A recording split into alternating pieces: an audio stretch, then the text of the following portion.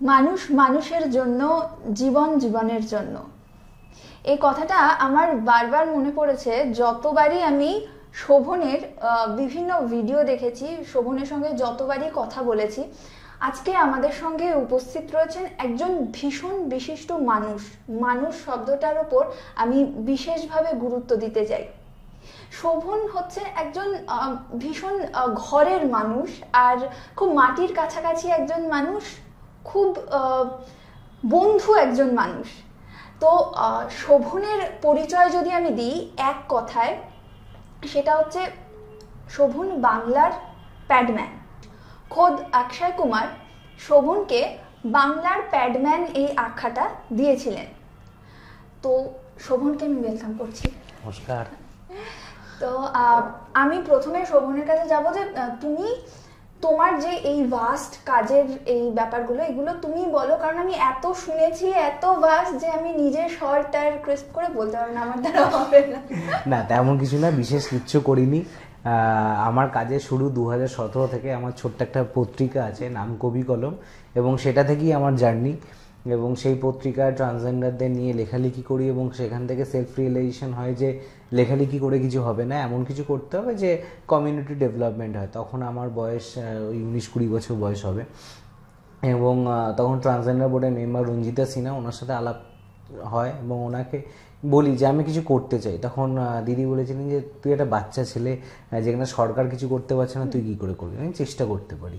তো প্রথম ট্রান্সজেন্ডার ওয়াশরুমের কনসেপ্ট নিয়ে আসি, যে ট্রান্সজেন্ডার যখন ওয়াশরুমে যান নানা রকমভাবে ক্রিটিসাইজ হন, ছেলেদেরটাই যাবি না মেয়েদেরটাই যাবি। তো সেখান থেকে ত্রিধারা নামে একটা স্টিকার, যেটা 10 টাকায় কাজ শেষ, পেয়ার ইউজ টয়লেটের যে কোনো একটা কিউবিকেলে, লেডিস সেকশনে একটা কিউবিকেলে আর জেন্টস সেকশনে একটা কিউবিকেলে এটাকে রাখা, এবং এটাকে বলা যায় ঘুরিয়ে রিজার্ভ করা, কিন্তু সেইভাবে রিজার্ভ নয়, এটা আইডেন্টিটি ক্রিয়েট করা। মানে মেল ফিমেল সমাজে একটা আইডেন্টিটি রয়েছে, কিন্তু থার্ড জেন্ডার বা ট্রান্সজেন্ডার কমিউনিটির যে একটা এলজিবিটি কিউ কমিউনিটির যে একটা অস্তিত্ব আছে, সেটাকে মানুষের সামনে তুলে ধরে, এবং এটাই ছিল আমার প্রথম পদক্ষেপ। এবং তার জন্য পেয়ার ইউজ টয়লেটের বাইরে একটা জেন্ডার সার্কেলের লোগো দেওয়া, যে এই ওয়াশরুমে মেল ফিমেল ছাড়াও এলজিবিটি কিউ থেকেও, বিশেষ করে ট্রান্সজেন্ডাররাও কিন্তু এই ওয়াশরুম ব্যবহার করতে পারেন। এবং প্রথম 13টা ওয়াশরুম দিয়ে জার্নি শুরু, কিন্তু দুর্ভাগ্যবশত কলকাতায় এখন 2টি ওয়াশরুমে এই অ্যাভেলেবিলিটি রয়েছে। কিন্তু এই জার্নিটা আমার শুরু হয় এইভাবেই।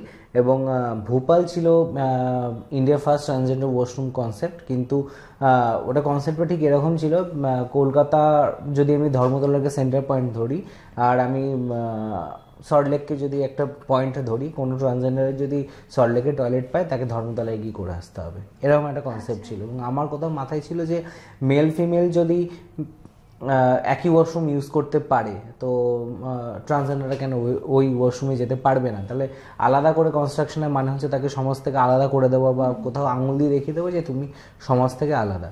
তো এই একটা মতাদর্শ নিয়ে আমার কাজ শুরু হয়, এবং তখন India first transgender washroom, low cost transgender ওয়াশরুমের তকমা পেয়ে কাজটা কিছু দূর এগোয়। কিছু কারণের জন্য কাজটা থমকে যায়, কিন্তু আমার হার না মানা একটা অভ্যেস রয়েছে।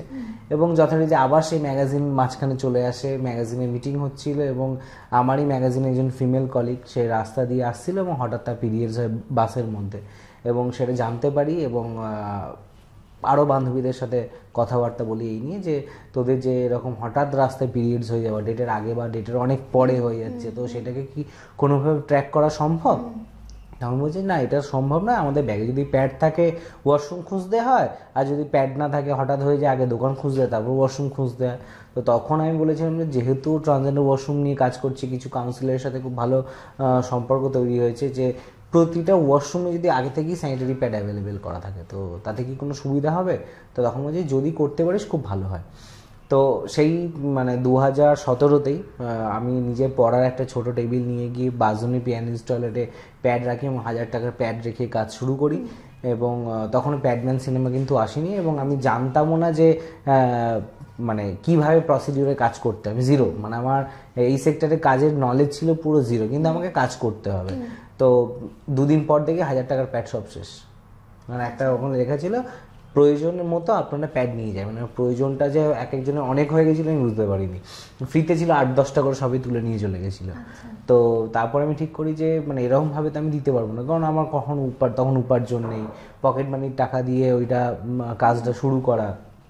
তো তখন ফ্যামিলি সাপোর্ট তো সবসময় পেয়েছি, যে বাবা আমাকে সবসময় সাপোর্ট করেছে, সব থেকে বেশি মায়ের সাপোর্ট, যে তুই যেটা করবি ভালোর জন্য করিস, কারোর জন্য কোনোদিন ক্ষতি না হয়। তো সেই সাপোর্ট থেকে এগিয়ে যাওয়া এবং বন্ধন বক্স নামে একটা বক্স তৈরি করি, ছোট্ট বক্স, লেটার বক্সের মতো। আর আমাকে তখন মণিপাল থেকে একজন দাদা বিনোদ জন, তো উনি হেল্প করতেন, উনি অনলাইনে আমাকে প্যাড পাঠিয়ে দিতেন। তো ওই প্যাডগুলো আমি রাখি এবং তার একটা চার্জ নিই, 2 টাকা করে চার্জ নিই, যে 5টা করে প্যাড রাখা থাকে বক্সের মধ্যে, এবং সেটা গার্ডের চোখের উল্টো দিকে। এবং তার দুটো কারণ আছে, গার্ড বেশিরভাগ মেল গার্ড হয়, তাদের মধ্যে জড়তাটা যাতে কাটাতে পারি সেটা একটা লড়াই ছিল, এবং যাতে সেটা মিসইউজ না হয় তার জন্য গার্ডের উল্টো দিকে রাখা, এবং একটা করে প্যাড নিয়ে গার্ডকে দিয়ে চলে যাবো। তো এইভাবেই আমার কাজের শুরু। 2018 জানুয়ারি মাসে অক্ষয় কুমার ফোন করে প্যাডম্যান অফ বেঙ্গলের উপাধি দেন, এবং নানা রকম পুরস্কার পাই, আমি ন্যাশনাল অ্যাওয়ার্ড পাই 2018, জি 24 ঘন্টা অনন্য সম্মান 2018। তো এরকমভাবেই কাজের শুরু, এবং আস্তে আস্তে বিভিন্ন গ্রামে গঞ্জে যাওয়া, এবং সেটাও একটা সেলফ রিয়েলাইজেশন হওয়া যে আমি যে কাজটা করছি সেটা শহরের মানুষের থেকেও বেশি প্রয়োজন গ্রামের মানুষদের, মেয়েদের বিশেষ করে সচেতন করা। এবং সত্যি বলতে আমি যে টাইমে কাজ শুরু করেছি তখন আমি পুরো, আমার নলেজ ছিল জিরো। আমি জানি মেয়েদের পিরিয়ডস হয়, মেয়েদের কাজ করতে গিয়ে ইরেগুলার পিরিয়ডসের ব্যাপারে জানতে পারি, কিন্তু পুরো A to Z যেটা, সেটা আমি একদমই জানতাম না। তো তখন আমার মাথায় আসে যে আমাকে শিখতে হবে।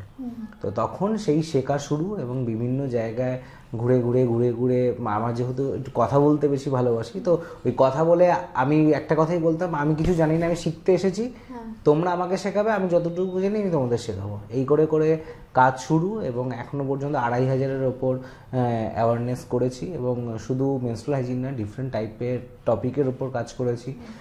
কারণ মেনস্ট্রুয়াল হাইজিন এমন একটা জিনিস যেটা শুধু একটাকে আইডেন্টিফাই করে না, অনেক কিছু টপিক ওর মধ্যে যুক্ত রয়েছে, এবং কোনো মেয়ের মাসিক শুরু হওয়াটা তার ফিউচার নির্ধারণও করতে পারে। তো তার জন্য বিভিন্ন ধরনের টপিক আমি চেষ্টা করি মেয়েদেরকে শেখাতে, মায়েদেরকে শেখাতে, বিশেষ করে বাবাদেরকে আরও বেশি করে শেখাতে। তো এইভাবেই কাজ শুরু, এবং এখন সুন্দরবন থেকে দার্জিলিং 23খানা ডিস্ট্রিক্টই আমি কাজ করেওছি বিভিন্ন গ্রামে গঞ্জে, এবং আরও টার্গেট যে যতটুকু গ্যাপ রয়েছে, একটা সামান্য গ্যাপ পূরণ করতে পেরেছি, তো আরও বড় যে গ্যাপটা রয়েছে সেটাকে আগামী দিনে আরও ফুলফিল করার।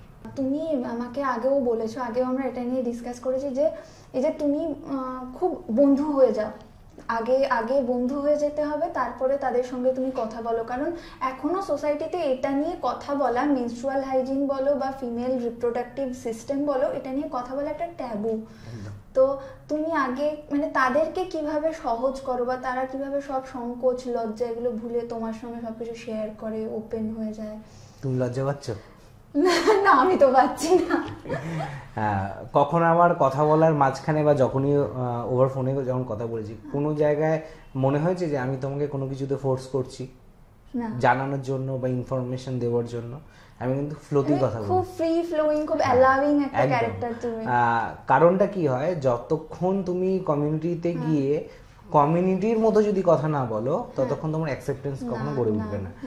আজ আমি যদি ফিল্ডে গিয়ে, এমন কিছু টার্মস রয়েছে যেগুলো হয়তো ফিল্ডের লোকেরা একটা অচেনা মানুষের সামনে বলতে লজ্জা পায়, এবং তুমি কিন্তু জানো এটা হচ্ছে ফিল্ডের টার্ম, তোমাকে না মানে নিজের সংকোচ বোধটা কাটিয়ে টার্মগুলোকে ইউজ করতে হবে। তখন উল্টো দিকের মানুষটা ভাববে এ কিন্তু আমাদের লোক, এবং তখনই তার মধ্যে যে গ্যাপটা থাকে সেটা উঠে যাবে। মানে ফিল্ডের টার্ম বলতে, ফিল্ডের টার্ম যেমন দেখো, ফিল্ড বলতে কি আমরা বলছি, আমি তো কর্পোরেট ফিল্ড নয়, ফিল্ড হচ্ছে একদম কলকাতা স্লাম, তারপর হচ্ছে তোমার প্রত্যন্ত গ্রামাঞ্চল, ঠিক আছে, গর্ভাশয়, একটা শক্ত শব্দ, বাচ্চার ঘর। আচ্ছা, বাহ। তুমি যদি কোথাও গিয়ে বলো গর্ভাশয় একটি সন্তান বড় হচ্ছে, বাচ্চার ঘর। আচ্ছা, বাহ। এটা তোমাকে জানতে হবে। কথাটা হচ্ছে সেক্স, খুব শক্ত শব্দ, তোমার কাছে হয়তো খুব জিনিসটা নরমাল, সেক্স। এই সেক্স কথাটাই তুমি যদি ফিল্ডে গিয়ে বলো, গায়ে লেগে সেক্স, কিছু না, মেলামেশা। ও, এই যে তোমার কথাগুলো, এইগুলো তোমাকে জেনে নিতে হবে আচ্ছা যে এইগুলো যদি তুমি ফিল্ডে গিয়ে ইউটিলাইজ করো, এবং তোমাকে আগে তাদের ফার্স্ট বন্ধু হয়ে যেতে হবে। এবং আমার এক একটা সেশনের টাইমিং থাকে 3 ঘন্টা 3.5 ঘন্টা, এবং তোমাকে যতটা পারতে হবে প্রথম 1 ঘন্টায় যত ভালো বন্ধু হতে পারো, লাস্ট 1 ঘন্টা হবে তোমাকে এমন প্রশ্নের উত্তর দিতে হবে যেগুলো হয়তো হাজব্যান্ডকে ওরা করে না। তো সেই জায়গাটা তোমাকে ব্যারিয়ারটা ক্রিয়েট করতে হবে। আর তুমি কারোর লজ্জা ভাঙার থেকে আগে নিজের লজ্জাটাকে ভেঙে ফেলতে হবে। সেটা যদি আগে নিজের দিকে প্রশ্ন করো যে আমি কি লজ্জা ভাঙতে পারছি, তবে কিন্তু উল্টো দিকে লোকের লজ্জা তুমি খুব ইজিলি ভাঙতে পারবে, আদারওয়াইজ পারবে না। এবং সেই ফ্রিটা আগে তোমাকে হতে হবে, নিজেকে আগে হতে হবে, তারপর তুমি উল্টো দিকে মানুষটাকে করতে পারবে। কারণ মেনস্ট্রুয়াল হাইজিনের সাথে সেক্স এডুকেশন ওতপ্রোতভাবে জড়িত। তো সেইটা তোমাকে মাথায় রেখে কাজ করতে হবে। এবং প্রথম আমি যেটা শুধু মেনস্ট্রুয়াল হাইজিনের ক্ষেত্রে নয়, যে কোনো অ্যাওয়ারনেসের ক্ষেত্রে আমি বহু অ্যাওয়ারনেস নিজের চোখে দেখেছি। 1 ঘন্টা 8 ঘন্টা 45 মিনিটের অ্যাওয়ারনেস, যারা বক্তা আসছেন কথা বলছেন চলে যাচ্ছেন, যারা উল্টো দিকে রয়েছে ঘাড় নাড়ছে, শুনছি বুঝছি চলে যাচ্ছি, 1-to-1 কমিউনিকেশনের জায়গা পর্যন্ত আসে না। কারণ 1-to-1 কমিউনিকেশনটা খুব ইম্পর্টেন্ট। আজ আমি একটা জায়গায় সেশন নিয়ে আমাকে 3 ঘন্টা টাইম দাও, আমি শিওর শট বলে দেবো তোমার লাস্ট 1 ঘন্টায় আমি ওখানে যে কজন মেয়ে রয়েছে তার সমস্ত যা যা প্রবলেম আছে তুমি খাতা নিয়ে বসো, সব নোট পেয়ে যাবে। তো সেই কনফিডেন্সটা আনতে হবে যে কাদের জন্য কাজ করছি, কেন কাজ করছি, কি জন্য কাজ করছি, এই জিনিসটা ক্লিয়ার ভিশন আনতে হবে। আর উল্টো দিকে মানুষটাকে বেশি সাইন্টিফিক কথা বলে সে বুঝবে না, তোমাকে তাদের ভাষায় বলতে হবে। তাতে যদি কিছু স্ল্যাং ল্যাঙ্গুয়েজ ইউজ করতে হয় সেটাও তোমাকে করতে হবে, কারণ সেটা তাদের কাছে স্ল্যাং নয়, তোমার কাছে খারাপ লাগতে পারে, সেটা তাদের কাছে কিন্তু নয়, কারণ সেটা তাদের কাছে কমন ল্যাঙ্গুয়েজ। তো এই যে মানে সেক্স এডুকেশনের কথা বলছো, সেই জায়গা থেকে আনওয়ান্টেড প্রেগনেন্সি এটা একটা খুব প্রাসঙ্গিক একটা টপিক হয়ে উঠেছে এখন, মানে অ্যাডোলেসেন্সের সময়তে, বা কখনোই এখনো পর্যন্ত প্যারেন্টসদের সঙ্গে কিন্তু বাচ্চারা ঠিকভাবে এই বিষয়গুলো নিয়ে কথা বলতে পারে না। সেই জায়গা থেকেও হোক, বা একটা সোশ্যাল ট্যাবু তো রয়েইছে। তো এইটার মানে আনওয়ান্টেড প্রেগনেন্সির সোশ্যাল কজগুলো কি আছে বলে তোমার মনে হয়? দেখো, আনওয়ান্টেড প্রেগনেন্সিকে দুটো ভাগে ভাগ করা যেতে পারে। এক, 18 বছর নিচে আনওয়ান্টেড প্রেগনেন্সি, 18 বছর উপর আনওয়ান্টেড প্রেগনেন্সি।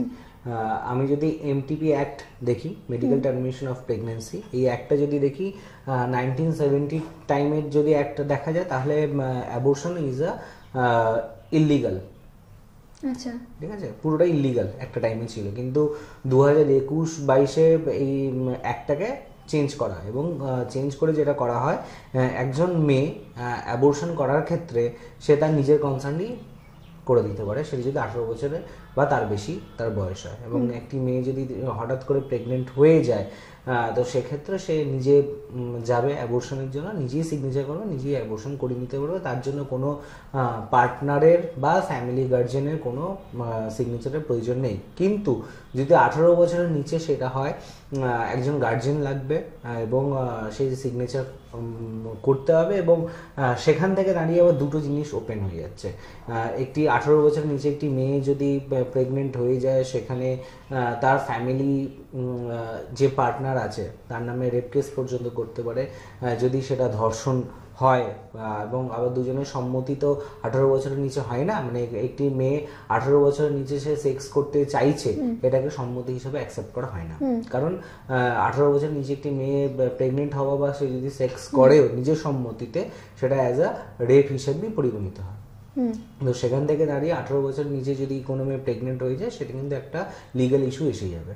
তো সেখান থেকে কোনো মেয়ের আনওয়ান্টেড প্রেগনেন্সি এখনকার দিনে, আমাদের সমাজ তো বরাবরই পুরুষতান্ত্রিক সমাজ হিসেবে একটা আইডেন্টিফাই করিয়ে আসা হয়েছে, এখনো কোনো মেয়ে মা হতে চাইছে, সেটার থেকেও বড় কথা একটি মেয়েকে মা করে দেওয়া হয়, একটি মেয়েকে মা করে দেওয়া। এবং আমার নিজের চোখে এরকম বহু ঘটনা দেখা, 1 মাসের মধ্যে, বিয়ের 1 মাসের মধ্যে সে প্রেগনেন্ট হয়ে যাচ্ছে, বছরে 2 বার সে প্রেগনেন্ট হয়ে যাচ্ছে। তো এই ঘটনাগুলো কিন্তু একটি মেয়ে চায় না। যে সে তার নতুন সংসার নতুন জীবনটাকে একটু উপভোগ করতে চায়, কিন্তু পুরুষতান্ত্রিক সমাজ সেটা চায় না। এবং তুমি হয়তো নিজেও শুনেছো, তোমার বান্ধবীদের কাছ থেকেও শুনেছো যে বিয়ের পর মানে বিয়ের আগের একটা কোট আনকোট কথা হচ্ছে কি রে কবে বিয়ে করছিস, তারপর কবে বাচ্চা হচ্ছে। তো এইটা একটা, এটাও বলতে পারো আনওয়ান্টেড প্রেগন্যান্সির একটা উপরে চাপিয়ে দেওয়া একটা কনসেপ্ট। তো সেখান থেকে দাঁড়িয়ে মা হতে চাওয়াটা উভয়ের কনসার্নটাই খুব প্রয়োজন, একটি ছেলেরও যেমন প্রয়োজন একটি মেয়েরও প্রয়োজন। এবং রিসেন্ট একটা নিউজে হয়তো তোমরা শুনেছো বৈবাহিক দর্শন, কমন একটা টপিক হয়ে গেছে বৈবাহিক দর্শন। মানে একটি মেয়ের তার শারীরিক চাহিদা থাকতেও পারে নাও থাকতে পারে, না থাকলেও একটি পুরুষের যদি শারীরিক চাহিদা ওঠে সে সেটাকে ফুলফিল করবে। তো এইটাই একটা মেন্টাল শক্তি, অনেক তাকে দমন করে রাখার একটা চেষ্টা, সেটা কিন্তু ঘুরে থাকে। তো সেখান থেকে দাঁড়িয়ে এই ইস্যুসগুলো কিন্তু আনওয়ান্টেড প্রেগনেন্সির সাথে ওতপ্রোতভাবে জড়িত। এবং তার জন্য সবাইকে আমি একটা কথাই বলি যে প্রেগনেন্সিটা যেহেতু একার নয়, একটি মা মেয়ে থেকে মা হচ্ছে, সেটা যেমন একজন পুরুষ কিন্তু বাবা হচ্ছে, সেটাও ইম্পর্টেন্স। তো সেখান থেকে কনসার্নটা দুজনের থাকাটা খুব ইম্পর্টেন্ট। তো আনওয়ান্টেড প্রেগনেন্সি এইটা এক কারণ। 2 নম্বর কারণ যেটা হয়ে থাকে, সেক্স করার টাইমে কোনো রকম ডিভাইস ইউজ করা হয় না, লাইক কন্ডোম ব্যবহার করছে না ছেলেরা। এবং সেখান থেকে দাঁড়িয়ে কিছু সোশ্যাল স্টিগমা যেগুলো রয়ে যাচ্ছে, সেই স্টিগমাগুলোর মধ্যে হচ্ছে ওই, আর আবার বলি ফিল্ডের ভাষায় মজা পাওয়া যায় না, ঠিক আছে? এটা ফিল্ডের থেকে উঠে আসা কথা যে দাদা কন্ডোম কি ব্যবহার করবো, মজা পাই না। তো এই মজা না পাওয়ার চক্করে বহু মেয়েকে সাফার করতে হয়, এবং সেটা মেয়েদের দিক থেকেও রয়েছে ছেলেদের দিক থেকেও রয়েছে। মেয়েদেরকে তুমি যদি যে কোনো কন্ডোমের অ্যাড যদি বিজ্ঞাপন দেখো, অ্যাডে দেখবে কিন্তু কখনো তাদেরকে সেক্স এডুকেশন দেওয়ার মতো শেখানো হয় না, তাদেরকে দেখানো হচ্ছে প্লেজার, সবসময় প্লেজার ওরিয়েন্টেশনে কন্ডোমটাকে দেখানো। কিন্তু কন্ডোম কিন্তু প্লেজারের থেকেও অনেক এক ধাপ এগিয়ে। একটা কন্ডোম 2টো রোগ, বড় বড় রোগকে প্রিভেন্ট করতে পারে। এক হচ্ছে HIV, 2 নম্বর হচ্ছে HPV হিউম্যান প্যাপিলোমা ভাইরাস, পরে আসছি সেটা নিয়ে। এবং যে কোনো সেক্সুয়াল ট্রান্সমিটেড ডিজিজও কিন্তু প্রিভেন্ট করতে পারে একটা কন্ডোম। তো সেইটা কিন্তু টিভি বিজ্ঞাপনে দেখানো হয় না। এবং তার জন্য সমাজের একদম যারা কোর কমিটি বা কোর টিম যারা রয়েছে, স্লাম বলো বা গ্রামে বলো বা যে কোনো মধ্যবিত্ত পরিবারে, কন্ডোমটা অ্যাজ আ প্লেজার হিসেবেই দেখানো হয় যে কন্ডোম ব্যবহার না করলে মজা বেশি আছে, কিন্তু কন্ডোম ব্যবহার করলে যে তুমি কী কী রোগ থেকে বাঁচছো এটা কিন্তু দেখানো হয় না। এবং এখন কন্ডোম সরকারিভাবে ফ্রি, এখন না অনেকদিন ধরেই নিরোধ বলে রয়েছে।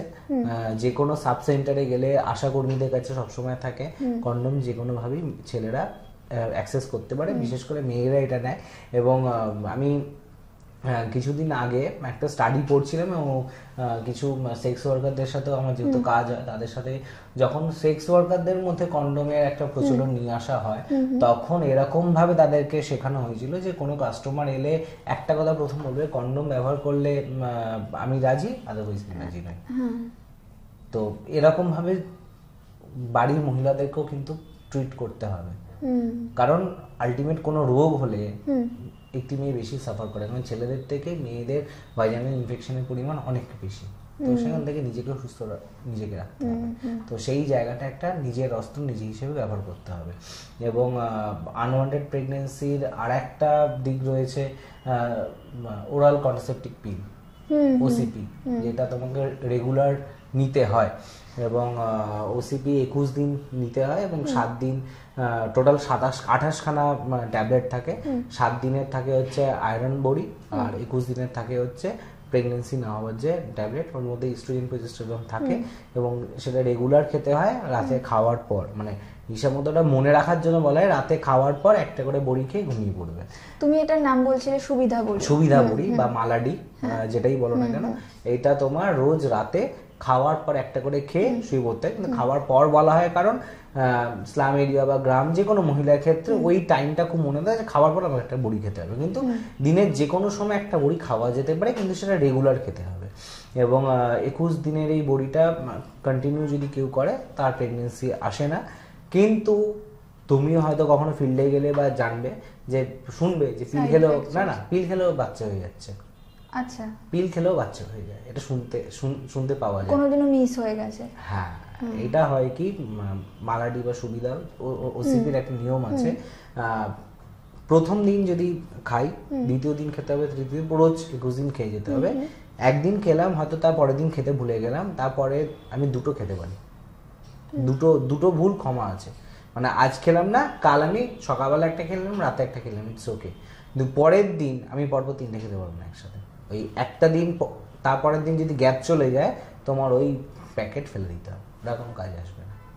তখন তাকে আবার কন্ডোম ইউজ করতে হবে, আর নতুন কোনো কিছু করতে পারবো না। ওই চেন তার ব্রেক হয়ে গেল, আবার তার পিরিয়ডস হওয়ার পর আবার তাকে ওই চেন ধরতে হবে। এটা একটা 1 periodical cycle to 1 periodical cycle count হয়।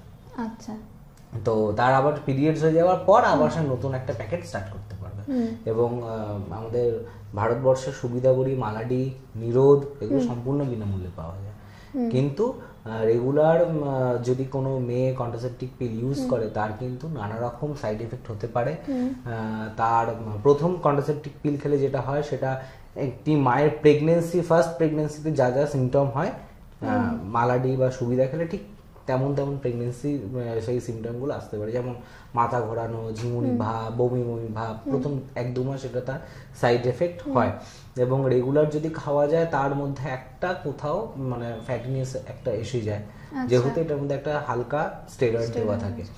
এবং আরেকটা বড় ভয়ের জিনিস হয় যেটা ইমার্জেন্সি পিল হিসেবে মেয়েরা ব্যবহার করে থাকে, সেক্স করার পর তারা কোথাও মনে হয়েছে যে কন্ডোম ব্যবহার করেনি, হয়তো স্পাম ভিতরে চলে গেছে, প্রেগনেন্সি হয়ে যাবে একটা বড় চান্সেস আছে, তখন কি করে দোকান থেকে একটা ইমার্জেন্সি পিল কিনে খেয়ে নিল। এবং এটা কিন্তু মারাত্মক জায়গা, যে একটা মেয়ের শরীরকে খারাপ করে দিতে পারে। রেগুলার একটা মেয়ে যদি ইমার্জেন্সি পিল খেতে থাকে তার কিন্তু শরীর খুব তাড়াতাড়ি ভেঙে পড়বে এবং নানা রকমের রোগ এসে আক্রান্ত হতে পারে, কারণ ওটার মধ্যে হাই স্টেরয়েড দেওয়া থাকে। তো সেটা কিন্তু একটি মেয়ের পক্ষে বিপজ্জনক হতে পারে সে যদি রেগুলার এটাকে ইউজ করে। এবং সেই প্যাকেটের পিছনেও কিন্তু এটা সম্বন্ধে লেখা রয়েছে।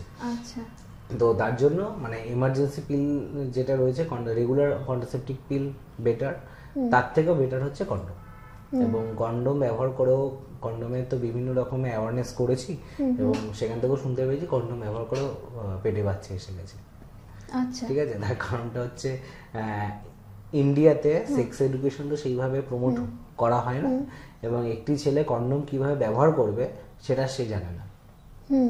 এবং সবাই ভাবে প্যাকেট খুলেই কন্ডোম লিঙ্গে পরে নিতে হয়, কিন্তু তার একটা প্রসেস রয়েছে, উপরের দিকটা ইউ শেপ থাকে। আচ্ছা, তোমার কাছে এই যে এই জিনিসগুলো রয়েছে, তুমি এবার আমাদেরকে এবার একটা খুব ইন্টারেস্টিং ওয়েতে আর কি ও করবে, আমি খুবই দেখার জন্য বসে আছি। যে কন্ডোমের প্যাকেট নেওয়ার সময় যে জিনিসটা দেখে নিতে হয় কন্ডোমটা ঠিকঠাক আছে কিনা। এখানে এক্সপায়ারি ডেট লেখা থাকে, এগুলো তো জাস্ট ফিল্ডের ভাষার জন্য বলা থাকে, তাদের শেখার জন্য বলা থাকে। এবং ইনকেস যদি না থাকে, এবং এটা বলতে গিয়ে একবার শুনতে হয়েছিল অন্ধকারে কি করে এক্সপায়ারি ডেট দেখবো। আচ্ছা, তো আগে থেকে দেখে রাখা, বা এটার মধ্যে এক ধরনের জেলি থাকে, লুব্রিকেন্ট থাকে, সেই লুব্রিকেন্টটা হাত দিয়ে বোঝা যায়। যদি লুব্রিকেন্টটা শুকিয়ে যায় তাহলে এটা আর কোনো কাজে আসবে না, লুব্রিকেন্টটা যদি ঠিকঠাক থাকে ইউ ক্যান ইউজ ইট। এটাকে সবসময় ধার দিয়ে ছেঁড়া, একদম ধার দিয়ে ছেঁড়া। এবং কন্ডোমটা যেই বেরোচ্ছে তুমি যদি ভালো করে লক্ষ্য করো, দেখো একটা ইউ শেপ রয়েছে, ঠিক আছে? এই ইউ শেপটাই হচ্ছে ফেটে যায়। আচ্ছা, মানে কি হয়, একটা ছেলে যখন লিঙ্গের মধ্যে পড়ছে তখন টাইট করে পড়ে ফেলে। ওকে। এবং যখন ভাইজানের মধ্যে ইনসার্ট করছে তখন কি হয়, এয়ার প্রেসারে এই উপরটা ফেটে যায়। এবং কি ছেলে ভাবছে সে কন্ডোম পরে রয়েছে, আদতে কিন্তু সেটা কোনো কার্যকরী না, কারণ এখান থেকে ফেটে গেছে এবং স্পাম এখান থেকেই বেরিয়ে যাচ্ছে। তো তার জন্য সবসময় ব্যবহার করার সময় এই মাথাটা চিপে দেন ইউ ক্যান ইউজ ইট, যাতে এখানে এয়ারটা না ঢুকতে পারে। ওকে, হ্যাঁ, ইউ ক্যান ইউজ ইট। তারপর ইউজ হয়ে যাওয়ার পর এটা যখন কমপ্লিট, যখন স্পাম এখানে চলে আসবে, বার করে এটা প্রথমে এরকম একটা লক করে দিতে হয়, যাতে স্পামটা এখান থেকে বাইরে কোথাও না বেরিয়ে যায়। ওকে, মানে বাইরে গেলে দেখো আমাদের তো ওই যে ওয়েস্ট ডিসপোজাল নিয়ে তো আবার এখানে প্রশ্ন উঠে যায়, সেটা তো ঠিক নয়। তো মানে যেখানে সেখানে পড়ে যায়, কন্ডম তুমি রাস্তাঘাটে দেখবে পড়ে আছে, এবং সেখান থেকে কিন্তু ইনফেকশন হয়ে যাবে একটা বড় সম্ভাবনা থাকে। তো তার জন্য স্পাম যাতে বাইরে না বেরিয়ে আসে, তার জন্য এটাকে গিট বেঁধে দেওয়াটা উচিত। এবং সেটা যে প্যাকেটটা নেওয়া হচ্ছে সেই প্যাকেটের মধ্যে এটা ভরে এটা কাগজে র্যাপিং করে সেটাকে প্রপার ডাস্টবিনে ফেলে দেওয়াটা বেস্ট। ওকে, তো এইটা গেল প্রসিডিউর। এবং বেশিরভাগ ছেলে যে ভুলটা করে থাকে সেটা হচ্ছে উপরের যে পোর্শনটা ইউ শেপ রয়েছে, এবং কন্ডোমের একটা যদি নর্মাল সাইজ তুমি দেখে থাকো তাহলে কিন্তু তুমি দেখবে কোম্পানি কিন্তু এই জায়গাটা আইডেন্টিফাই করিয়ে দিয়েছে যে ওখানটা ইউ শেপ থাকবে।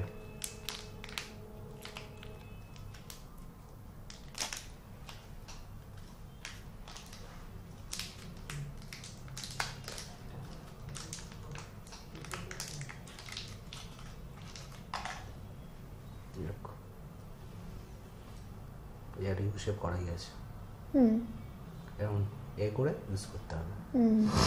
তো সেখান থেকে এটা নিজেকে শিখতে হবে, জানতে হবে, কারণ ছেলেদেরকে এটা এই এডুকেশন দেওয়া হয় না, এবং তার জন্য তারা ভীষণ ভুল করে থাকে। এবং এখান থেকে একটা সিনেমার কথা খুব মনে পড়লো, ডক্টর জি।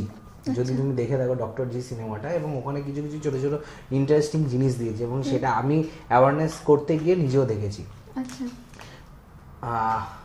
90% ক্ষেত্রে দেখা যায়, 90 বলবো না, 70% ক্ষেত্রে দেখা যায় বহু মেয়ে জানেই না তার টয়লেট করার জায়গা এবং তার পিরিয়ডস যে ব্লাড বেরোনোর জায়গা দুটো আলাদা, এবং তারা সেক্স যেখানটা হচ্ছে সেটাও আলাদা। এবং তার জন্য এটা প্রাকৃতিক মেথডের মধ্যে একটা সময় যায়, সেক্স করার পর টয়লেট করে নিলে কিচ্ছু হয় না। আচ্ছা, এবং ডক্টর জিতেও এটা দেখানো হয়েছে। এবং ডক্টর জি এর একটা প্লট রয়েছে, বহুদিন ধরে তার প্রেগনেন্সি হচ্ছে না, এবং ডাক্তারের কাছে এসছে, তার সবকিছু ঠিক আছে, তবু হচ্ছে না। এবং সেই মহিলাটি একটা কাগজে লিখে ছুঁড়ে দিয়ে ডাক্তারের দিকে, তো ঠিক এরকম ভাবে যে দরজাটা ঠকঠক করার কথা সেটা না করে পাশের ঘরের দরজা ঠকঠক করে। আচ্ছা আচ্ছা, তো ঠিক এরকম ভাবে জিনিসটাকে প্রেজেন্ট করা হয়েছিল। এই সিনেমাটা আমি ইসলামেও দেখাই তাদের শেখার জন্য। তো এটা কিন্তু কমন জিনিস, ইসলামে বলো বা যে কোনো গ্রামের ক্ষেত্রে বলো, তো সেই জিনিসটাও শেখাটা মেয়েদেরকে খুব প্রয়োজন। এবং মানে উভয় পক্ষের একদম একটা ছেলের শরীর সম্পর্কে একটা মেয়ের যেমন জানা প্রয়োজন, একটা মেয়ের শরীর সম্পর্কে একটা ছেলেরও তেমন জানা প্রয়োজন। এবং এখান থেকে কি হয়, আমি কোথাও সেশন দিতে গিয়ে বা তুমি আমরা যদি কোথাও সেশন দিতে গিয়ে যদি সেক্স এডুকেশন সম্বন্ধে শেখাবো, হাসি আটকাবে না। আচ্ছা, মেলামেশা বলতে হবে না, মেলামেশা বলা দরকার নেই। মানে এই সেক্স এডুকেশন শব্দটাই প্রথম বলে দিলে তোমার কাছে প্রথমে একটা ব্যারিয়ার এসে যাবে। স্টার্টিংটাই করো উইদাউট টপিক। আচ্ছা, উইদাউট টপিক করতে করতে করতে করতে ধুম করে ঢুকে যাও। ওকে, মানে তাদেরকে আগে সহজ করে দাও, তাদের কাছ থেকে আগে রসালো জিনিসগুলো জিজ্ঞেস করো, ঘুরিয়ে ফিরিয়ে কথায় কথায় কথায় কথায় শিখিয়ে দাও। আচ্ছা, তুমি যদি প্রথমেই বলে দাও আমি এটা সম্বন্ধে, ওই জন্য আমার কোনো সেশন হলে বলেই দিই কি টপিক নিয়ে আলোচনা করা হবে সেটা ডিসক্লোজ না করে। কারণ তার ব্রেন এমন একটা জিনিস, বাড়ি থেকে আসার সময় সে ব্রেনের মধ্যে এইসব শেখাবে, কিচ্ছু বলবো না, চুপচাপ থাকবো, করবো। যখন সে ফিল্ডে আসছে, যাবোই না, আসবোই না, লজ্জা পাবো, এ করবো, তো বলার দরকার নেই, গল্প করতে আসছি, দিয়ে ছেড়ে দাও, 3 ঘন্টা পর বলে দেবো সবকিছু। তো কি কারণে আসছি না আসছি বলারই দরকার নেই। আমার স্কুল বা কলেজের সেশনের ক্ষেত্রে একই জিনিস, যে কি নিয়ে কথা বলবো সেটা যেন কেউ না জানতে পারে। কারণ আমার টপিক শুরু হবে এক, শেষ করবো আর একটা। না, আমাকে আগে অডিয়েন্স বুঝতে হবে যে এরা কি চাইছে, কেমন ধরনের, কত সংখ্যক সিরিয়াস আছে, কত সংখ্যক একটু হাসি মজা করবে। হাসি মজা যদি সবাই করে, আমাকে হাসি মজার ভাবি শেখাতে হবে। কেউ যদি সিরিয়াসলি থাকে তাকে সিরিয়াসলি নিয়ে আসতে হবে। তো প্রথমে 1 ঘন্টা আমাকেও বুঝতে হবে যে অডিয়েন্স কেমন। তো সেইভাবে আমাকে বিভিন্ন ধরনের টোপ ফেলে দেখতে হয়, এটাই রাইট টিচারের ধরন। টোপ ফেলে দেখতে হয় যে এখান থেকে আমি কিভাবে জিনিসটাকে পরের 2 ঘন্টা এগিয়ে নিয়ে যাবো। তো সেটা খুব ইম্পর্টেন্ট, এবং সেখান থেকে শেখানোটাও খুব ইম্পর্টেন্ট, সেটা ফিউচারের জন্য।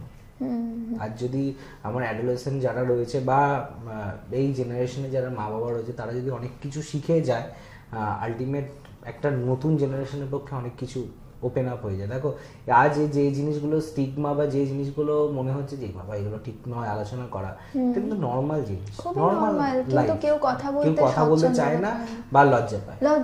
লজ্জাটা কেন? আজ যদি আমি তোমার সামনে একটা ঠিক এই জিনিসটাকে নিয়ে হাসি ঠাট্টা করি বা ক্যামেরার উপরে যে দাদা প্রাইভেট জোক করি, হ্যাঁ ক্যামেরার উপরে যে দাদা রয়েছে, সে দাদা হঠাৎ যদি এই কন্ডম নিয়ে যে হয়েছে, তখনই না এই একটা লজ্জাটা সবাই দ্বারা আমার মতো কান কাটানো।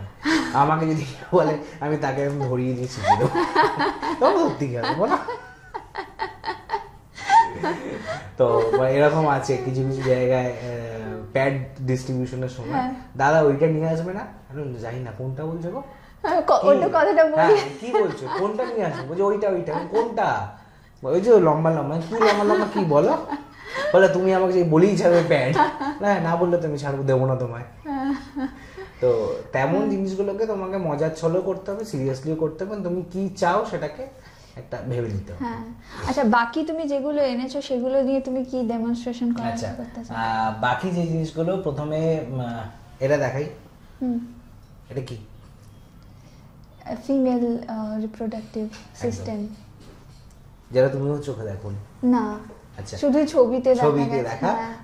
বহু মেয়ে জানেই না পৃথিবীর যে কোনো নারী, সেটা মানুষ হোক বা যাই হোক, প্রত্যেকে ডিম পাড়ে, প্রত্যেকে ডিম পাড়ে। তো ডিমটা কোথা থেকে পাড়ে? ডিম্বাশয় থেকে পাড়ে। এবং মাসিকের শুরু কোথা থেকে? আজ তোমার সেশন, মাসিকের শুরু কোথা থেকে? শুরু হচ্ছে এখান থেকে, ব্রেন থেকে। একদম, ব্রেন ছাড়া পিরিয়ডস হবেই না। আচ্ছা ইন্টারেস্টিং। ব্রেনে পিটুইটারি গ্রন্থি থেকে একটা নির্দিষ্ট টাইমে হরমোন রিলিজ হয়।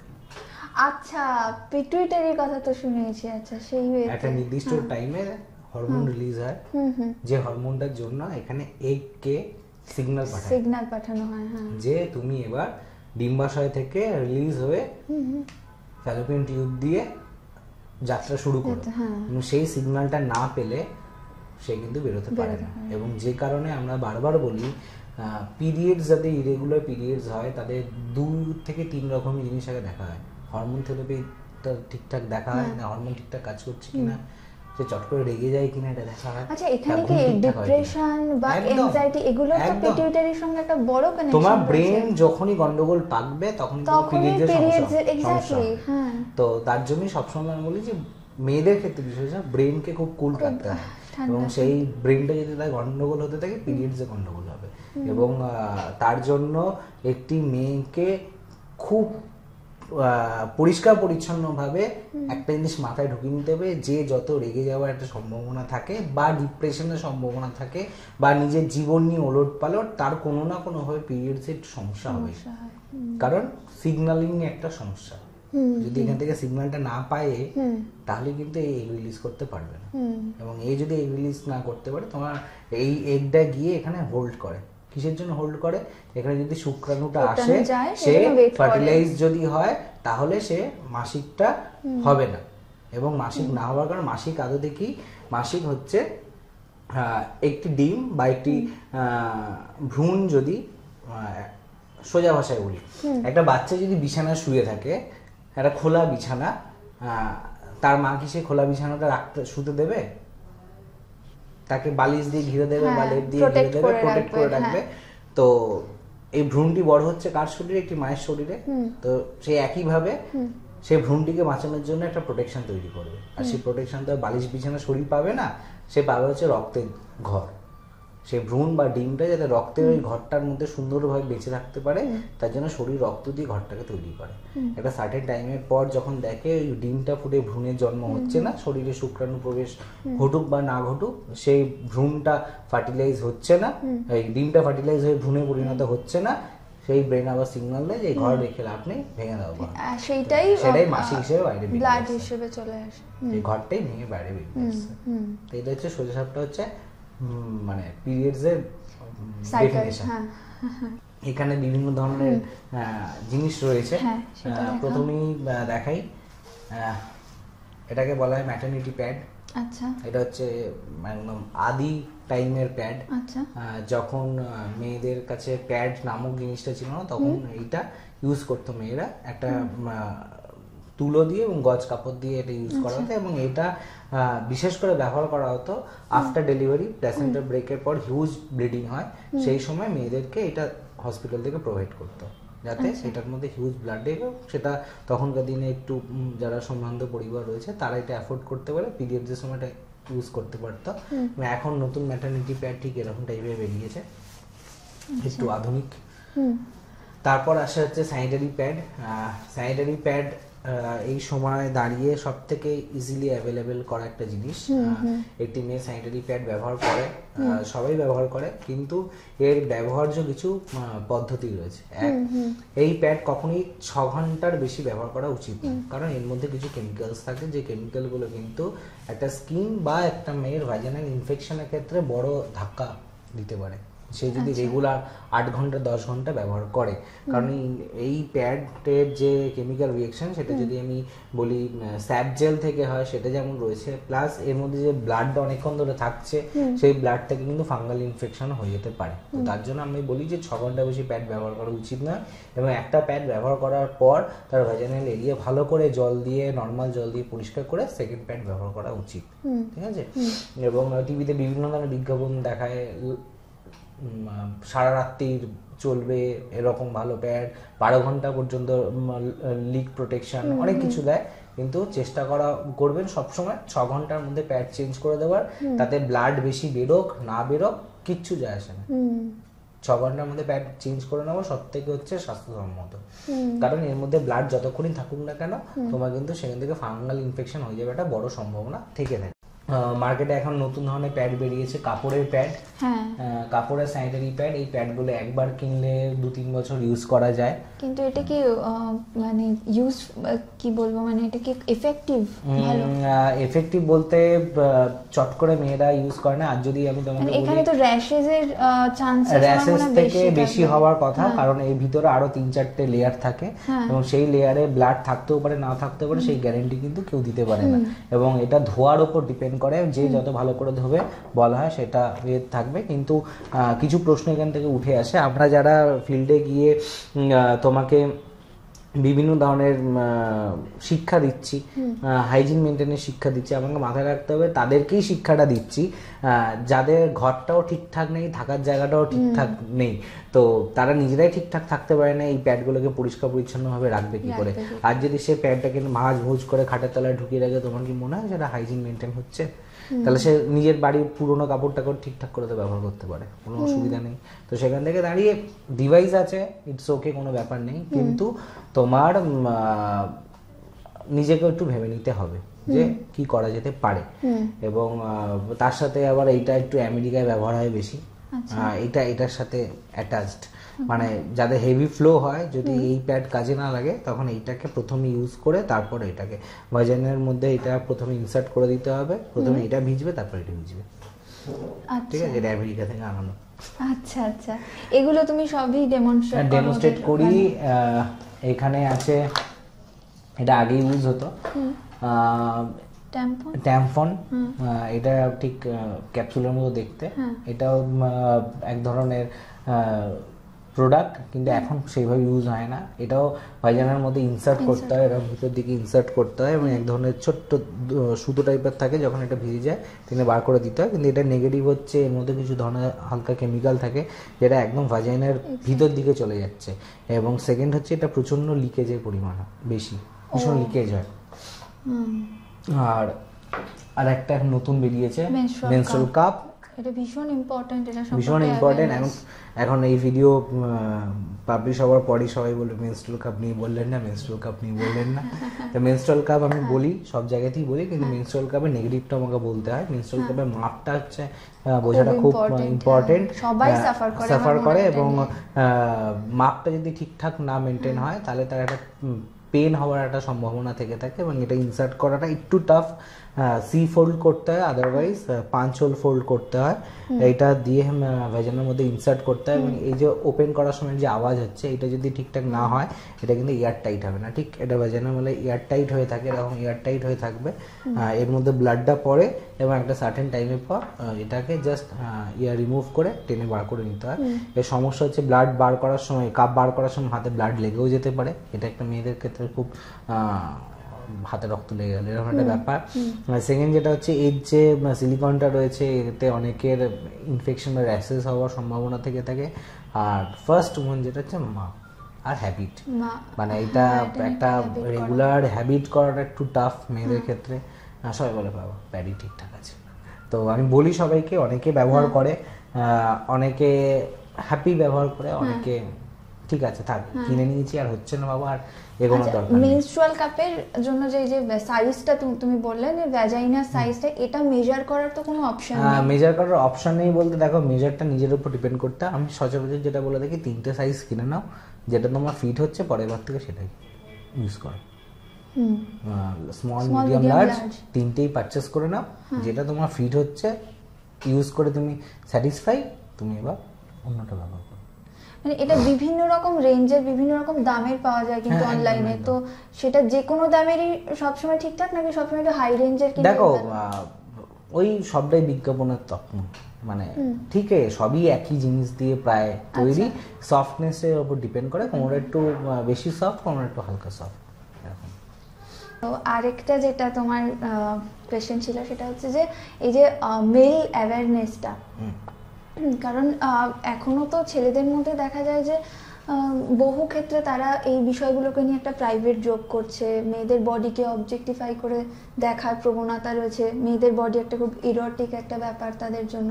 তো সেই জায়গা থেকে মানে মেল অ্যাওয়ারনেস ক্যাম্পেইনিং তুমি কিভাবে করো? দেখো মেল অ্যাওয়ারনেস ক্যাম্পেইনিংয়ের ক্ষেত্রে তুমি প্রথমে আমি যেটা বলি, যারা বিবাহিত হয় এবং আনওয়ান্টেড প্রেগনেন্সিটাকে রোধ করার জন্য যে পদ্ধতিগুলো রয়েছে, হসপিটালে গেলে প্রথম কপারটি বলে এক ধরনের ডিভাইস মেয়েদেরকে পরিয়ে দেওয়া হয়। সরকারি হসপিটালে গেলে মেয়েদেরকে কপারটি নামে এক ধরনের ডিভাইস পরিয়ে দেওয়া হয়। ছেলেদের অ্যাওয়ারনেসের ক্ষেত্রে যেটা সব থেকে বড় স্টার্টিং যেটা করা হয়, যদি সে বিবাহিত কাপেল হয়, সরকারি হসপিটালে গেলে একটা জিনিস মেয়েদের সাথে করা হয়, মানে একটি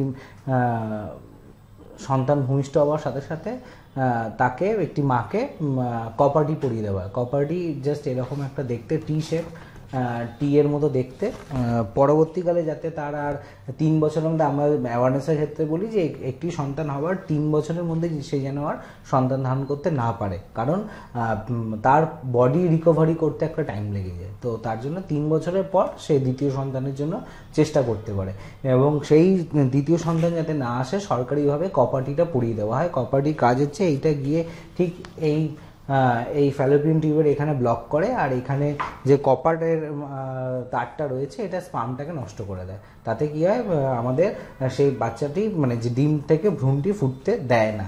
তো এটা বহু জায়গায় কিন্তু সরকারি জায়গায় মায়েদেরকে পরিয়ে দেওয়া হয়।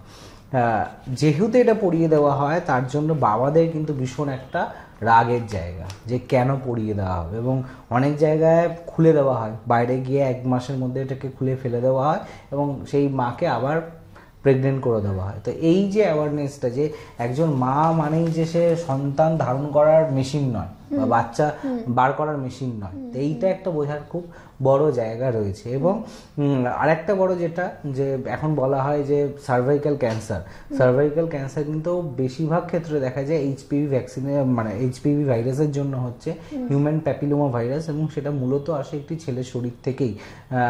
এখানে একটি ছেলে যদি তার শরীরকে কিভাবে পরিষ্কার রাখতে হয় সেটা না জানে, তার লিঙ্গকে কিভাবে পরিষ্কার করতে হয় সেটা যদি না জানে, একটি মেয়ে কিন্তু সাফার করে।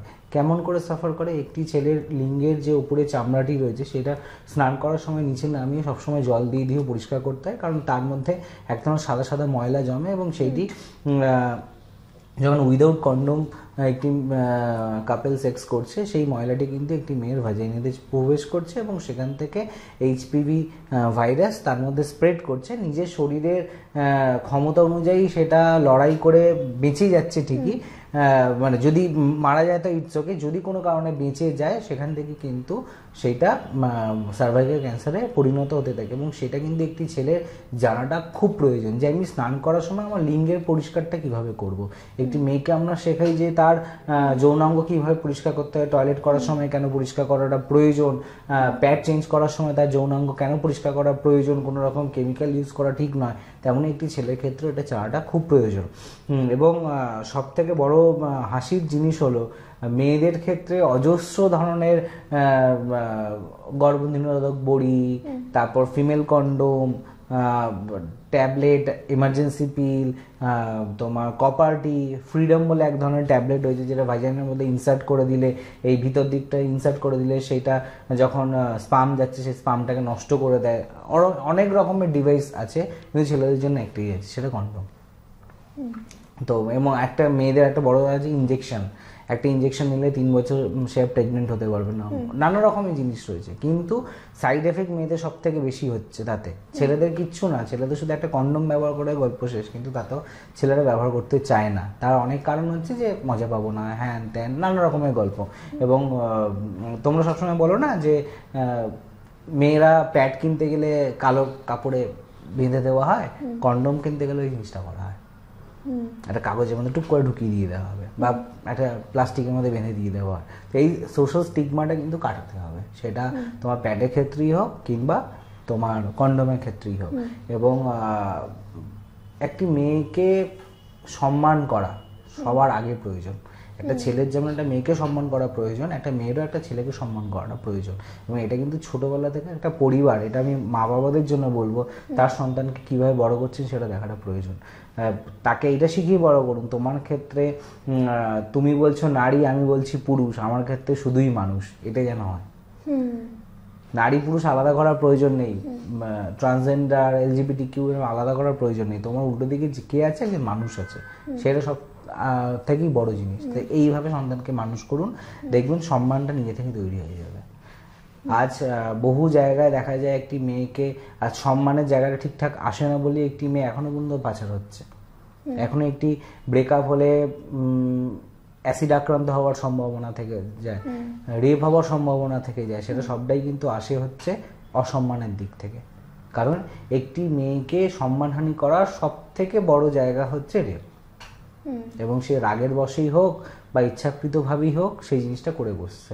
এবং আজ বহু মানুষ রয়েছেন, নারী আন্দোলন হয়, পুরুষ আন্দোলন হয়, সব ঠিক আছে, কিন্তু সম্মান দিয়ে কথা বলাটা একটা নারীরও প্রয়োজন, একটা পুরুষেরও প্রয়োজন, এটা শেখাটা খুব ইম্পর্টেন্ট।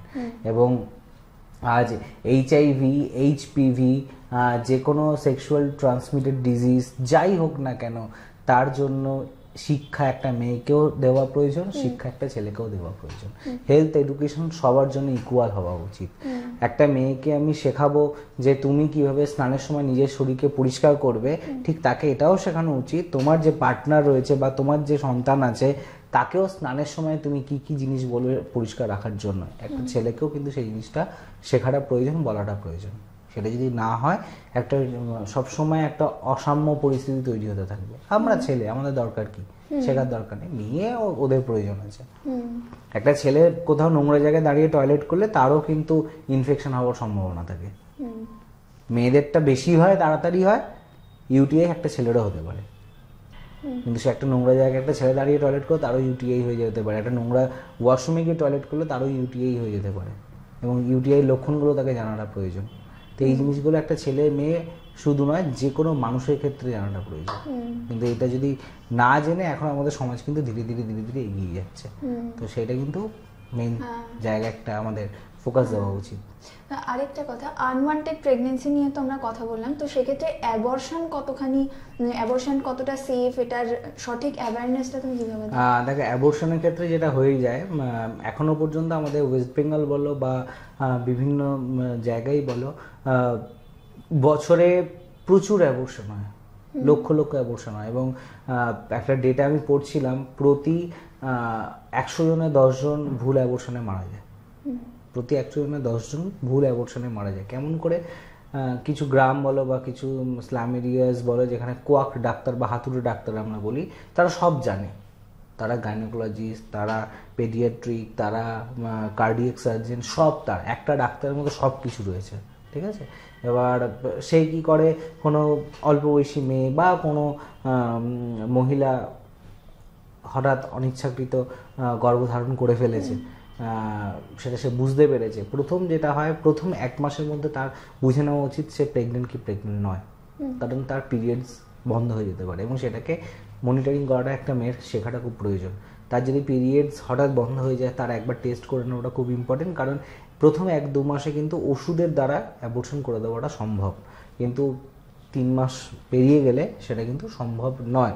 এবং মেডিকেলি বা লিগালি যদি আমরা দেখি, 24 সপ্তাহের মধ্যে একটি অ্যাডাল্ট মেয়ে অ্যাবর্শন করাতে পারে।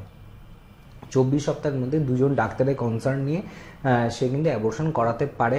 কিন্তু কি হয়, এই ডাক্তারখানায় যাব, পাড়ার লোক জেনে যাবে, বাড়ির লোক জেনে যাবে, কি হবে, বা তার যদি কোনো অবৈধ সম্পর্ক থেকে থাকে সেখান থেকে দাঁড়িয়ে বাড়ির হাজবেন্ড জেনে যাবে, কি হবে, এই চক্করে কি হয়, তারা কোনো একটা লোকাল জায়গায় গিয়ে, যারা জানে না অ্যাবর্শন কীভাবে করতে হয় বা অন্য কোনো মেথড ইউজ করে অ্যাবর্শন করলে বাচ্চা কিন্তু মারা যেতে যেমন হচ্ছে, এমন একটি মাও মৃত্যুর মুখে পড়ে যেতে পারে। এবং আমার রিসেন্টলি আমার একটা ফেসবুক পোস্ট, জাস্ট আগের সপ্তাহে আমি একটা করেছি, আগের সপ্তাহে 3-4 দিন আগে আমার করা একটা পোস্ট, সেখানে হাবড়ার দিকে একটি মা ভুল অ্যাবর্শন করতে গিয়ে, মানে কোয়াক ডাক্তারের কাছে অ্যাবর্শন করতে গিয়ে মৃত্যু পর্যন্ত হয়েছে। তো এই জিনিসটা কিন্তু ঘটে। এবং আর এখানে যেভাবে অ্যাবর্শন করা হয় সেটার সাইড এফেক্ট কিরকম? সাইড এফেক্ট বলতে দেখো, যদি তুমি ভালো ডাক্তারের কাছে গিয়ে অ্যাবর্শন করো, সাইড এফেক্ট তেমন কিছু নেই। আইপিএল যে মানুষ খুব ইজিলি, না, আইপিএল যেটা হচ্ছে সেটা অ্যাবর্শনের জন্য না, সেটা প্রেগন্যান্সিটা যা না আসে তার জন্য, ঠিক আছে? অ্যাবর্শনের ওষুধ আলাদা থাকে, সেই ওষুধটা যদি তুমি দেখো যে তুমি প্রেগনেন্ট, তাহলে সেই ওষুধটা তুমি ডাক্তারের সাথে কনসাল্ট করে, ডাক্তার প্রেসক্রাইব করে দেবে, কিভাবে খাবে না খাবে বলে দেবে, তার কি কি হতে না হতে পারে সেটা সবটা বলে দেবে, তবে তুমি খাও। কারণ বিভিন্ন ভ্যারাইটি ওষুধ আছে, সবার জন্য একই ওষুধ নয়। এবং মহিলারা যেটা ভুল কাজ করে ফেলেন, 1-2 মাসের মধ্যে যদি দেখেন সে প্রেগনেন্ট, সে স্ট্রেট কার্ড দোকানে গিয়ে ওষুধ কিনে খেয়ে নেন এবং তার কিন্তু নানা রকম সমস্যা আক্রান্ত হতে পারে, তো মৃত্যু পর্যন্ত হতে পারে, হেভি ব্লিডিং পর্যন্ত হয়ে যেতে পারে। তো তার জন্য একটাই রিকোয়েস্ট, যাই করুন না কেন ডাক্তার দেখিয়ে করুন। আলটিমেট আপনাকে বেঁচে থাকতে হবে, আপনার শরীরটা আগে। ভুল ডিসিশন নিয়ে, ভুল কিছু করে, যে পার্টনারের সাথেই আপনি ইন্টারকোর্স করে থাকুন না কেন, তিনি কিন্তু কেটে পড়বেন, আলটিমেট মৃত্যু হলে আপনার হবে। তো তার জন্য সেফটিটা আপনাকে মেজার করতে হবে। সেই জায়গা থেকে একটা সম্পর্কে যতখানি একটা মেয়ের কন্ট্রিবিউশন, রেসপন্সিবিলিটি, সেখানে একটা ছেলেরও সেই সেম রেসপন্সিবিলিটি তার নেওয়াটাও একটা শেখার জায়গা একদম। কিন্তু কি হয়, যে একটা আমরা কিছুক্ষণ আগে একটা কথা বলছিলাম যে 10 জনকে শেখালে 2 জন শেখে, এবং বাকি 8 জনের মধ্যে কেউ না কেউ তো সেই রিলেশনে আসবে, সেই সাফারটা করবে। কিন্তু আমি কাজ করতে গিয়ে যেটা দেখেছি, ছেলেদের থেকে মেয়েরা কিন্তু খুব শিখে যায় তাড়াতাড়ি, অ্যাকসেপ্ট করে তাড়াতাড়ি। তার জন্য আমরা মেয়েদেরকেই সবসময় টার্গেট করি, যে মানে একটা সেক্সুয়াল রিলেশনে তো কাপেলের খুব ইম্পর্টেন্স আছে। তো যে শুনতে চাইছে না আর যে শোনাতে পারবে, যে শোনাতে পারবে তাকে বেশি অ্যাকসেপ্ট করতে হবে। তো সে তাকে প্রথম যে স্টেপটা করতে হবে, তাকে চেষ্টা করতে হবে কন্ডোমটা ইউজ করানোর জন্য, বা তাকে নিজেকে সচেতন হতে হবে যে আমি কি করতে চাইছি এবং ইন ফিউচার আমার কি হতে পারে। আমি কি রেগুলার আইপিএল খাবো, না আমি সেই সেফ সেক্সটা বজায় রাখবো। তো সেইটা কিন্তু একটা মেয়েরও কিন্তু ইম্পর্টেন্স। কারণ আগে একটা কথা বললে, একটা ছেলের কিন্তু কিচ্ছু নেই, নাথিং, কন্ডোম ছাড়া একটা ছেলের কিচ্ছু নেই। রিসেন্টলি শুনতে পাচ্ছি যে একটা ছেলের ওই মেয়েদের যেমন ইঞ্জেকশন দিলে 3 বছর কোনো রকম প্রেগনেন্সি আসবে না, ছেলেদের ওরকম একটা আসতে বা এসে গেছে এরকম কিছু। কিন্তু সেইভাবে মার্কেট চলতি ব্যাপারটা নেই, কিন্তু মার্কেটে কিন্তু যা আছে মেয়েদের জিনিস আছে। তো সেখান থেকে অর্থাৎ মেয়েরাই বেশি প্রেগনেন্সির শিকার হচ্ছে, হঠাৎ করে এসে যাচ্ছে। তো সেখানে মেয়েদেরকেই কিন্তু সেটা শিখতে হবে, জানতে হবে যে আমি কি চাই। পেটে বাচ্চা এলে সেই বাচ্চা নষ্ট করব, 4টি ওষুধ খাবো, শরীর নষ্ট করব, নাকি বাচ্চা না আসার জন্য 4টি ওষুধ খাবো, শরীর নষ্ট করব, নাকি একটা ছোট কন্ডোম ইউজ করলে সমস্ত সমস্যার সমাধান হয়ে যায়। সবকিছু তোমরা, আমরা তো কোনো কিছু জোর করতে পারি না, আমরা শেখাতে পারি। এবার তুমি কি অ্যাকসেপ্ট করছো সেটা তোমার উপর ডিপেন্ড করছে। এখন যে খুব শোনা যাচ্ছে যে ক্যাজুয়াল সেক্স ব্যাপারটা এটা অনেক বেশি বেড়ে গেছে, তো সেইখানে এই অ্যাওয়ারনেসগুলো কিভাবে কাজে লাগাবে? সেই অ্যাডোলেসেন্সের সময়ের ছেলেমেয়েরাই হোক বা তারপরে ইয়াংস্টারদের? দেখো ক্যাজুয়াল সেক্স যেটা খুব একটা সবার কাছে অ্যাভেলেবেল হয়ে গেছে, আর দূরে দুজন মানুষকে খুব কাছে করে দেওয়ার একটা যন্ত্র হয়ে গেছে, তো সেখান থেকে জিনিসটা খুব অ্যাভেলেবেল হয়ে যাওয়ার কারণেই কিন্তু ক্যাজুয়াল সেক্সটাও সেই জায়গাটা এসে গেছে। এবং প্রথমেই একটা কথা বললাম, সম্মান। আমি একটি মেয়েকে কীভাবে সম্মান জানাবো সেটা আমার উপর ডিপেন্ড করছে, এবং কখনোই এটা উচিত নয়। এবং এটা আমি অন ক্যামেরা বলছি, অ্যাডোলেসেন্ট মানে হচ্ছে আমি 13 to 19, ওকে, এটা আমি অ্যাডোলেসেন্ট গ্রুপের মধ্যে ফেলছি। ইনফ্যাক্ট ওই সময়টাতে ওদের এই অবস্থাও থাকে না যে তারা প্যারেন্টসের সাথে ডিসকাস করবে, কারণ আমাদের সোসাইটিতে সেটা প্রসিডিওর নেই। কিন্তু এটা আমি সবার সামনে বলছি, 18 বছরের নিচে যদি কোনো মেয়ের সাথে আপনারা ফিজিক্যালি বা ইন্টারকোর্স বা সেক্স বা মিলন যাই বলুন না কেন, আপনার ভাষায় যেটাই করে থাকুন না কেন, আপনারা কিন্তু ইলিগাল কাজ করবেন। মানে কোনোভাবে যদি জিনিসটা লিক আউট হয়ে যায় বা কোনোভাবে যদি তার ফ্যামিলি জেনে যায় সেই ছেলেটিকে বা সেই পুরুষটিকে, বা সেও অ্যাডোলেসেন্ট হতে পারে, তাদের কিন্তু কোর্ট কাছারি পর্যন্ত দৌড়ঝাঁপ করতে হবে। হোমে যদি দুজনই নাবালক নাবালিকা হয়, তাদের কিন্তু দুজনকেই হোমে যেতে হবে এবং তাদের ফিউচার নিয়ে টানাটানি হয়ে যাবে। তো তার জন্য একটা কথাই বলবো, হ্যাঁ মানে এটা একটা শরীরের চাহিদা, এটা নিজের হাতে কিছু করার থাকে না, কিন্তু কন্ট্রোলটাও নিজের হাতে থাকে। একটা কথাই বলবো যে মনের চাহিদা, বাসনা, কামনা, বাসনা যাই বলি না কেন আমরা, সেটা কন্ট্রোল করাটাও শিখতে হয়। 18 বছরের নিচে একজন নাবালক নাবালিকা যদি তারা ইন্টারকোর্স করে, সেটা ধর্ষণ হিসেবে কিন্তু অ্যাকসেপ্টেড হবে। বা একজন প্রাপ্তবয়স্ক পুরুষ এবং একটি নাবালিকা তারা যদি ইন্টারকোর্স আসে, তাহলে কিন্তু সেটা ধর্ষণ হিসেবে পরিগণিত হবে, এবং এটা জেনে রাখাটা খুব ইম্পর্টেন্ট। এবং এখানেই মা বাবাকে শেখাতে হবে ছোটোবেলা থেকে। আজ মা বাবারাই জানে না, কারণ একটা মায়ের যদি 16 বছর বয়সে বিয়ে হয়, 16 বছর বয়সে বিয়ে হওয়া মানে সে জেনে যে ভাই বিয়ে হচ্ছে মানে সেক্স হচ্ছে, সোজা কথা। এটা শুনতে খারাপ লাগলো, সে আর কি শেখাবে? সে যদি শেখাতে যায় 16 বছরের তার মেয়েকে শেখাতে যায় এই এগুলো কি করছিস, তুমি কি করেছো ছোটবেলায়? তুমি তো 16 বছর বয়সে বিয়ে করে 17 বছর আমি এসে গেছি পেটে, গরম এই জিনিসগুলো আসবে। তো তাকে ছোটোবেলা থেকে শিখিয়ে দিই। আমি যখন করেছি নিয়মকানুন ছিল না, এখন কিন্তু নিয়মকানুন খুব শক্ত, তোদের জেল পর্যন্ত যেতে পারে। সেটা ছোটোবেলা থেকে মনে ভয় ধরানোটা খুব ইম্পর্টেন্ট। আচ্ছা, তো কিছু কিছু জায়গায় মনে ভয় ধরানোটা ইম্পর্টেন্ট, যেটা তোমাকে বললাম যে কন্ডোমের বিজ্ঞাপনে সবসময় প্লেজার দেখানো হয়, কেন হেলথ এডুকেশনটাকে প্রমোট করা হয় না। তেমনই যখন অ্যাওয়ারনেস দিতে যাচ্ছি, সবসময় যে তুমি ইনফরমেটিভ কিছু দেবে এমন নয়, মা বাবা যে ইনফরমেশন দেবে এমন কিছু না, মা বাবার কিছু জিনিস ইনফরমেশন যেমন থাকবে যেটা তাতে ভয় পায় সন্তানরা। ইনফ্যাক্ট আমাদের যে শিক্ষা ব্যবস্থা, সেখানেও স্কুল থেকে আমার মনে হয় যে এই সমস্ত অ্যাওয়ারনেস এগুলোকে ইনক্লুড করাটা একদম খুব ইম্পর্টেন্ট। এবং তোমাকে কিছুক্ষণ আগেও বলছিলাম, এবার তুমি এডুকেশনটা দেবে কিভাবে, কে দেবে? সেই রকম টিচার তৈরি করা, সেটাও তো খুব ইম্পর্টেন্ট। একজন টিচারকে আমি যদি গিয়ে বলি আপনি মেনস্ট্রুয়াল হাইজিন পড়ান, কাজ করে তুলে দিয়ে চলে যাবে, সে ইম্পর্টেন্ট কথাগুলো সে বলতেই সাহস পায় না। সেটা তোমাকে ইম্পর্টেন্স দেখতে হবে যে একজন টিচার, তাকে শুধু পুঁথিগত বিদ্যার বাইরে গিয়ে, যেটা লাইফে সব থেকে বেশি লাগবে। আমার পুঁথিগত বিদ্যা, ধরো আমি মাস্টার ডিগ্রি করেছি, আমার লাইফে এখন মাস্টার ডিগ্রি, হ্যাঁ পড়াশোনার একটা সিস্টেম আমাকে খুব হেল্প করছে, কিন্তু ওই আমি এই এত বছর ধরে যে পড়াশোনা করে এলাম, কোনটা আমার কাজের সাথে যুক্ত হচ্ছে, বা তুমি যে পড়াশোনা করছো কোনটা তোমার কাজের সাথে যুক্ত হচ্ছে, প্র্যাকটিক্যাল এক্সপিরিয়েন্স, লাইফের এক্সপিরিয়েন্স তোমার কাজের সাথে যুক্ত হচ্ছে।